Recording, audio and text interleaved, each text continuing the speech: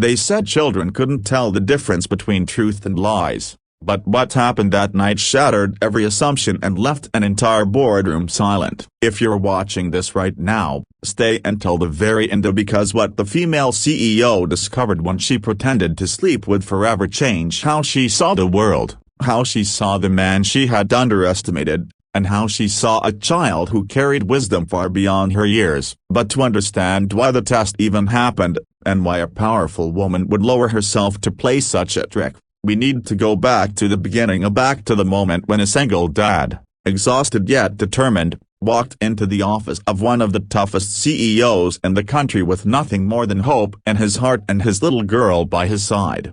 James Bennett wasn't an ordinary father. He had once served proudly in the military, but when his wife passed away suddenly in a car accident, he became both the mom and dad to his 7-year-old daughter, Lily. Life had not been kind to him. He had no money, no wealthy family, and no one to lean on. But he had Lily, and that was all that mattered. He worked long shifts as a mechanic, fixing cars by day and taking on part-time security jobs at night, all while helping Lily with her homework, cooking meals, and ensuring she grew up surrounded by love rather than loss. Still, James knew this wasn't sustainable forever. Lily was brilliant. Her teachers said she was gifted, with a sharpness of mind that amazed Amy, but brilliance needed opportunity, and James feared he could not provide it alone. That was when fate, or perhaps destiny, brought him into the orbit of Victoria Steele, a woman whose name echoed in business magazines and news channels alike. Victoria wasn't just rich, she was powerful,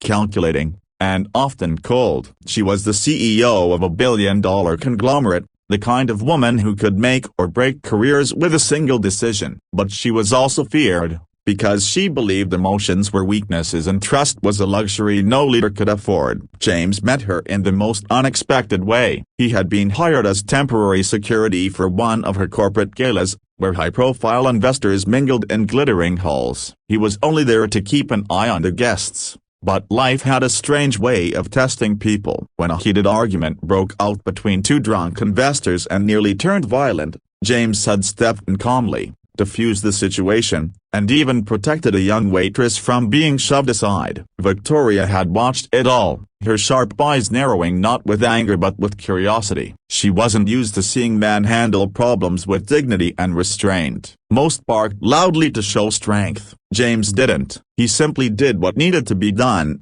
quietly, without seeking attention. Afterward, she approached him, her tone as cold as the diamonds on her wrist. "You handle yourself well." "Who are you really?" James, surprised by her directness, introduced himself simply. "James Bennett." "Just a father trying to take care of his daughter." Something about that answer lingered with her, though she would never admit it. Later, through her assistants, she learned he had applied for a junior security job at her company months earlier but had been overlooked. This intrigued her enough to give him a chance, not out of kindness, but out of curiosity. She wanted to see what made this man so different. When James showed up for the formal meeting, he didn't come alone. He had no babysitter that day, so Lily walked in holding his hand, her small eyes wide as she looked around the skyscraper office that seemed larger than life. Most CEOs would have frowned at the unprofessional sight, but Victoria didn't send them away.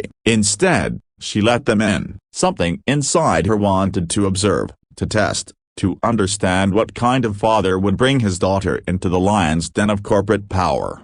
The conversation started formally enough, but Victoria was a woman who believed in reading people between the lines. She studied James's posture, his sincerity, his refusal to exaggerate his abilities, and then her eyes shifted to the little girl sitting quietly on the chair. Lily wasn't playing with the phone, wasn't restless. Instead, she was watching the CEO's every move with an intensity that startled Victoria. "Your daughter?" Victoria finally said. "She's very observant." James smiled softly, brushing Lily's hair back. "She notices things most adults miss." That was the first time Victoria felt something stir inside her, an uncomfortable feeling she hadn't felt in years. It wasn't admiration, it wasn't annoyance, it was the faint sting of envy. She had built an empire but never built a family. She had power but not innocence, and she couldn't help but wonder if this man's child could really be as clever as she seemed. Days later,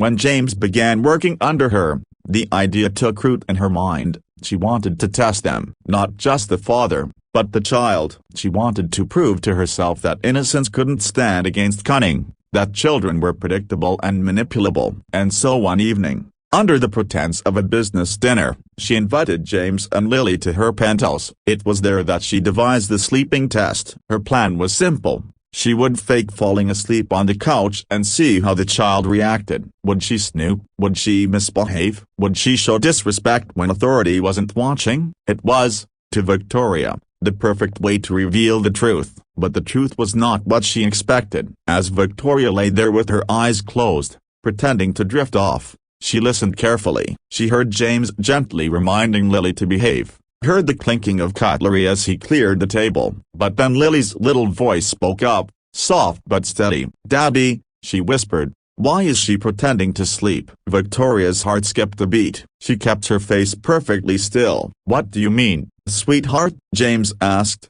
confused. "She's not really sleeping," Lily said confidently. "Her breathing is too even. Real sleep has little breaks. She wants to see what I'll do." Victoria's entire body tensed. How could a child notice something so subtle? James chuckled nervously, unsure if she was right or just imagining things. "Well, maybe she's tired." But Lily shook her head, her little eyes glancing toward the sleeping woman.